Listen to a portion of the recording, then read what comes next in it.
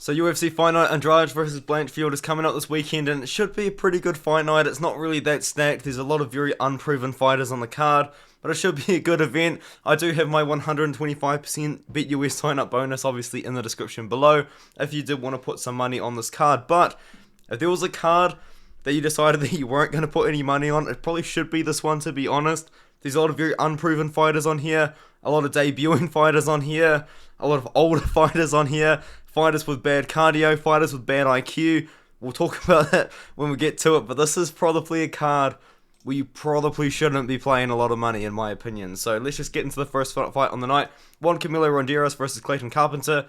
As I said in my very drunken early prediction video, I am a big fan of Clayton Carpenter. I am very much looking forward to his UFC debut, and it should be a good fight because Juancamilo Ronderos, you might see 4-1 on the paper, but he's actually a pretty good fighter, and he probably can get a couple of good wins in this flyweight division. I just don't think that Clayton Carpenter is going to be one of them.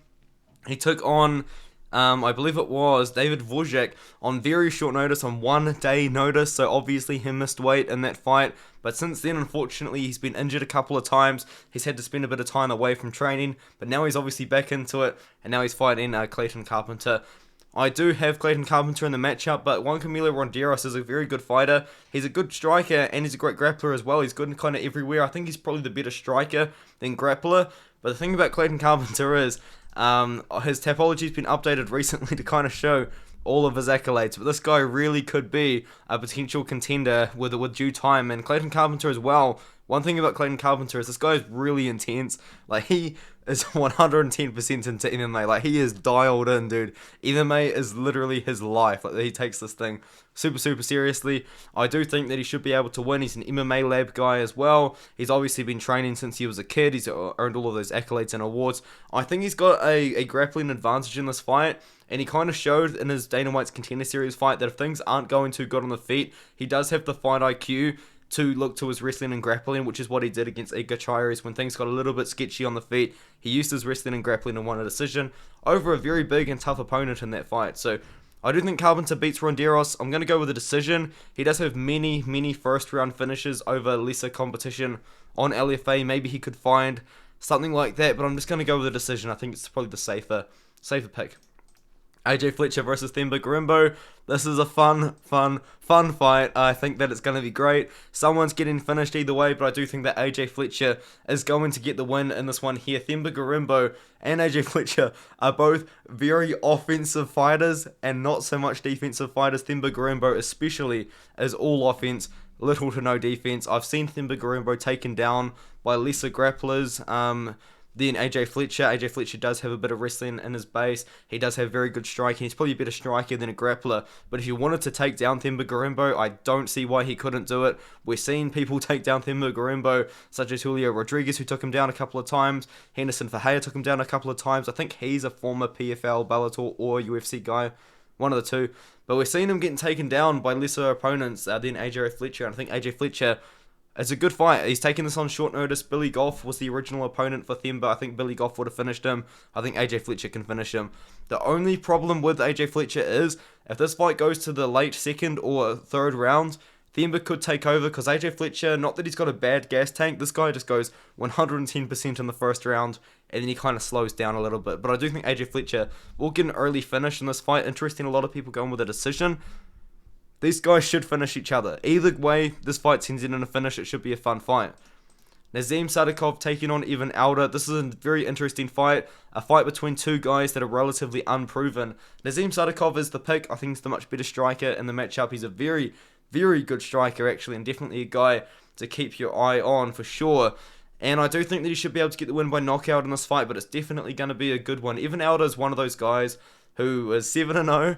Obviously on UFC's list of 7-0 fighters that haven't really fought anyone too amazing, because that's kind of what he is. He fought a lot of guys that weren't really too good, a lot of losing records on his record, and then he took on a very short notice opponent, or short notice fight against Preston Parsons. Preston Parsons won that matchup, but now he's coming back to his natural weight class of 155 and taking on the debuting Nazim Sadykhov, who got that great win on Dana White's Contender Series. Very good striking. He does have wrestling if he chooses to use it. The problem with Nazim Sadykhov, I see this in my Dana White's Contender Series prediction as well. Sometimes this guy goes for takedowns when he probably shouldn't. Like, he doesn't really need to because his striking is so good. But we see if what happens in this matchup. I do think Sadykhov should get a KO over Evan Elder, though, in this matchup here for sure. Ovince St. Preux taking on Philipe Lins. Did I even break this down in my drunken early predictions? I think I might have completely skipped over it. I don't even remember, dude.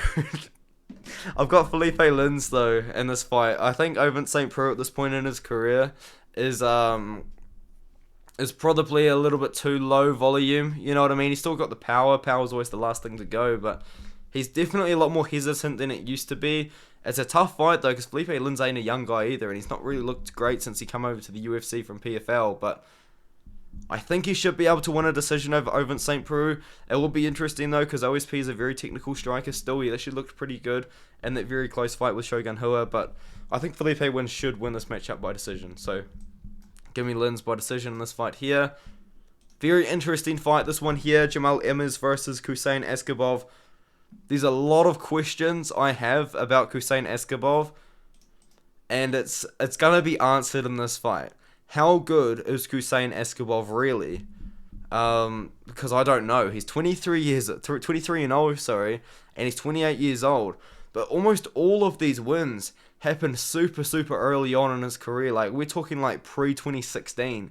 He was 16 and 0, and then since that 2016, he's fought like 5 times. He's fought 5 times in the last 6 years.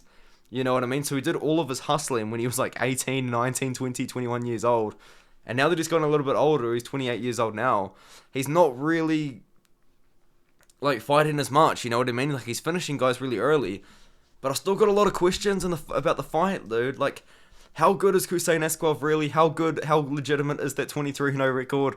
We're about to find out. He's still pretty young. He's 28 years old. He's got a couple of years to really make something of his career in the UFC. But there's so many questions I have. Like, he's fought not so great competition. I know he's fought some really good guys, but he's also fought some not so great competition to build up that record. In some fights, he's looked really good, and in some fights, he hasn't looked good. I do think he's the real deal, and I do think he's going to beat Jamall Emmers, but he hasn't fought for 3 years. Like, I've got so many questions, man. I think he's going to look good, though. I'm going to trust the fact that I think he's looking good, and that's another thing, too. Sorry, I forgot. He's moving up a weight class. He fought at bantamweight for a long time, and now he's up at featherweight as well, and I don't think he's going to be that big for featherweight, because he wasn't all that big for 135. Because I think he was meant to fight Joannis Brito at 145. He was meant to make his UFC debut at 145. And Herbert Durns at 145. It's a weird one. He's moving up a weight class after so long away. I'm interested to see what happens. I do think he should be able to beat Jamall Emmers, though. Jamall Emmers doesn't really have the best fight IQ in the world. He's dangerous on the feet, though. I think Khusein Askhabov will look to use grappling, but I know you might see that 23-0 and get really excited, but I have questions. I really do. He hasn't fought for 3 years, and he's fought 5 times in the last like 6 years, so I'm a little bit worried. Lina Lansberg versus Mayra Bueno Silva. I think Mayra Bueno Silva should submit Lina Lansberg here. Lina Lansberg probably wants to get this fight to the ground, which is where Mayra Bueno Silva is probably going to be able to get a submission. Mayra Bueno Silva, though, she's a very good Muay Thai striker, and for the most part, she probably is what I would describe as a Muay Thai striker, but she does get a lot of submissions in her career. If you look at her career, 6 wins by submission, even though I would, as I said, bill her as a Muay Thai striker. But I think she should be able to submit Lina Lansberg here. Lina Lansberg is almost 41 years old. She hasn't fought like all that much either. Like, she just come back to fight Penny Kianzad and then lost. And then she lost to Carol Rosa. And now I think she should be able to lose to Mayra Bueno Silva. So give me Mayra Bueno Silva by submission in this matchup. Jim Miller versus Alexander Hernandez. Very short notice fight for Alexander Hernandez. All Hernandez has really done recently is like not look incredible. Like, this guy at one point was a really hyped up prospect. I think he knocked out Beneil Dariush in like short notice in his UFC debut. He did. I think this was a short notice fight. He knocked him out in 42 seconds. Then he fought Donald Cerrone, talked all that smack, and then kind of got exposed a little bit. And then Drew Dober, the big bear, the big dog, come out there and knocked him out. And then obviously since then he's kind of just been losing. Now, if he beats Jim Miller, he might be able to get back on track. But if he loses to Jim Miller, it might be time for him to go. Like, they might cut him, even though it's a short notice fight. I don't know, but it's not that good of a look if he loses to Jim Miller, that's for sure. I'm actually picking Jim Miller as well. Alexander Hernandez has looked fragile in his last few fights. He got beaten up by Billy Quarantillo after he gassed out in the first round. He gassed out in the first round against Renato Moicano and got finished. Like, he's gassing out. And Jim Miller, dude. It's Jim Miller, you know what I mean? Like, I think he's going to beat Alexander Hernandez. That's crazy for me to say. It really is. But I've got Jim Miller, dude. I've got him by finish, too, in the second or third round. I think Hernandez isn't going to find the finish in the first rounds. And I think he's going to gas out. So I'm going to go Jim Miller. I'm not confident in it, but this is the pick for now. Maybe the pick will change. I don't know. But at the moment, I'm on Miller. He's at the full camp. Hernandez is on short notice. Hernandez probably isn't as big as he normally is for 155 because he tried to make 145. I got Jim Miller. William Knight versus Marcin Prachnio. I do have Marcin Prachnio. Sorry. I've got William Knight in this matchup. Sorry. I was talking to someone in the comments about this fight and I got a little bit confused. I do have William Knight for now. Once again, maybe this pick would change because William Knight, you can't trust him. But in my opinion, I can't really trust Marcin Prachnio either. You know what I mean? He just lost to Philipe Lins. And before that, like, their win over Khalil Roundtree is pretty good. But, like, I don't know. I've got William Knight, dude. There's just something about him. You can't trust him. He fought 9 months ago at heavyweight and weighed in 250 pounds, which is just crazy. He missed weight by like 13 pounds against Maxime Grishin. And then before that, like, he beat Alonzo Minifield, which is a pretty good win. Fabio Charant's not really that good of a win, but like, what is William Knight doing these days? It's so hard to say because he missed weight by a lot against Maxime Grishin. And then he weighed 250 pounds. All he's really got is he's got power. He's a big boy. He's got a lot of power in the first round and the second round as well. I think he's going to find Marcin Prachnio's chin and knock him out. It's not like Marcin Prachnio's not been knocked out before. So, get me William Knight. Marcin Prachnio's going to be a lot taller, but I think William Knight's going to be able to close that distance and get a KO. So, not that confident in it though. I think Marcin Prachnio, if he was to win, he'd survive the first round and win a decision. And now, on the featured fight of the night, everyone's favourite heavyweight, Josh Parisian, versus everyone's future favourite heavyweight, Jamall Pogues. Jamall Pogues is an interesting case for me. I'm personally happy that he's fighting at heavyweight. He said that he was going to cut back down to 205, which is his natural weight class. His whole career he fought at 205, and then he took on a short notice fight at heavyweight for Dana White's Contender Series after not fighting for like 2 years, and he won that fight by decision. Yeah, I've got Jamall Pogues in this matchup too. I think he's going to win by decision. And as I was saying before, I'm happy he's going to stay at heavyweight because I think his ceiling is higher than it is at light heavyweight. I think he's going to have a lot more success at heavyweight than he would have at light heavyweight. So I'm happy for him to kind of stay at this weight class. I think we're going to see him in a lot better shape than we did. I've been looking at his Instagram and he does look in a lot better shape than he did in his Dana White's Contender Series fight. And in my opinion, dude, I feel like he just wasn't training. I feel like he might have beaten Tim Hiley and then just stopped training and kind of like given up. I don't know. And then he got the call and here he is. But I'm a little bit confused because I really do feel like he wasn't training because he was very, very out of shape compared to his previous fights. You look at his previous fights. You look at that Dana White's Contender Series fight. Dude looks so much different. I think he's gonna lose a lot of weight for this matchup, or he has lost a lot of weight. So I think he's gonna look a lot better in the fight. His striking looks pretty good against the Brazilian kickboxing national champion, Paulo Renato Jr. But to be honest, this guy's whole career was spent wrestling guys as well. Like he's wrestled a lot of guys in his career. I think what he's going to do here is mix it up against Josh Parisian. Josh Parisian is not a guy that's really impressed me whatsoever. This is a guy that got knocked down by Alain Baudot, who was striking like this the whole fight. I cannot emphasize it enough. He was striking like this. It was unreal. I don't even know how to describe it. I think Jamall Pogues should win. I think he should be able to beat Josh Parisian. Josh Parisian just doesn't impress me. So I've got Pogues by decision. If he's going to win by finish, it would probably be something on the ground, like a ground and pound TKO or even a submission. But I've just got Jamall Pogues to win a decision in this fight. It should be interesting. Like, I don't think it's going to be a banger, but I think it should be a good fight. Zach Pauga versus Jordan Wright is your next fight. I do have Zach Pauga in this one here. Jordan Wright is just another guy that isn't impressing me, especially as of recent, dude. Like, I know he come out there and put on the wrestling shoes against Dusko Todorovic, but he still gassed out and got KO'd.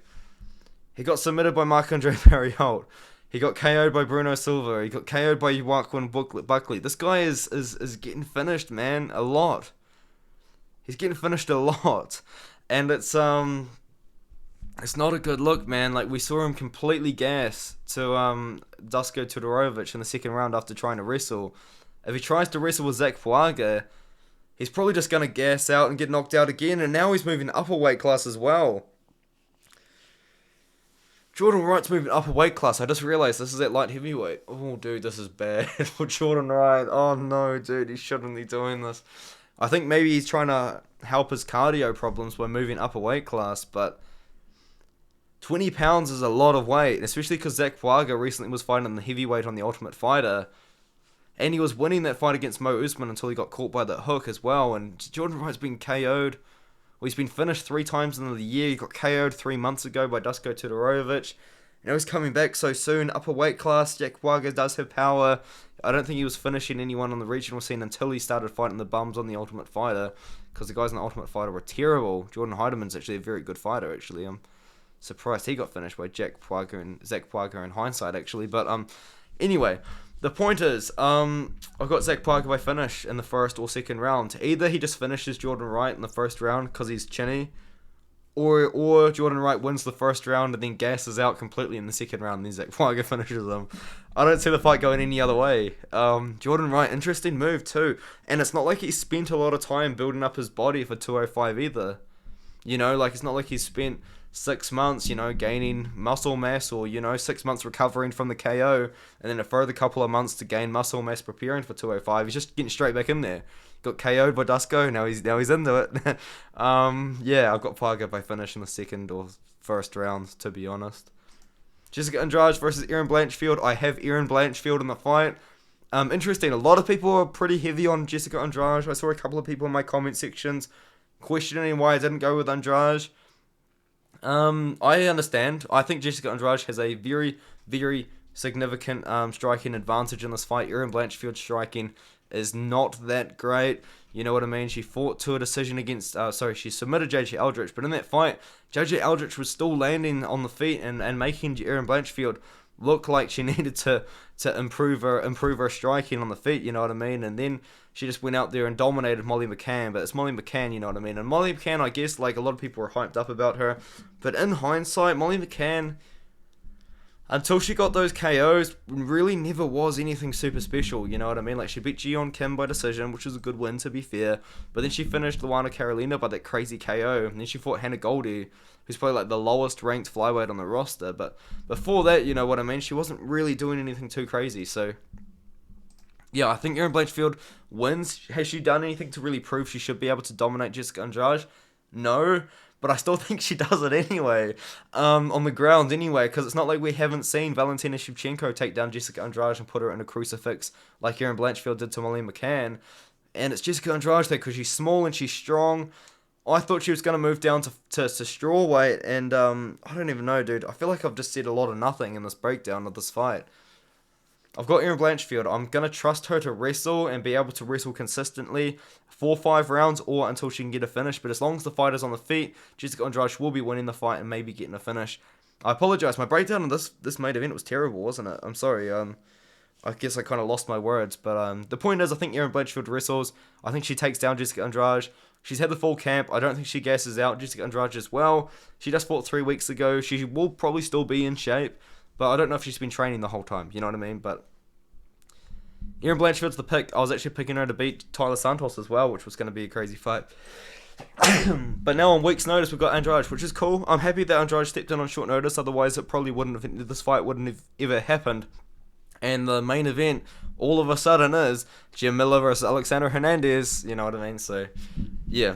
I've got Erin Blanchfield in the matchup. I think she's going to win probably like 3rd or 4th round finish after taking down Jessica Andrade and winning the grappling. But Jessica Andrade really could knock her out in the first 2 rounds. She really could. But I'll see you in the next one, man. Hopefully, sorry about the video, it wasn't really that amazing, but it should be a good card. I will be live streaming as well, as always, during the card, so definitely keep an eye out for that. I'll be doing my live fight companion. Should be a good time. Only 11 fights on the card. Should be still be a good card, though. I'm looking forward to it, so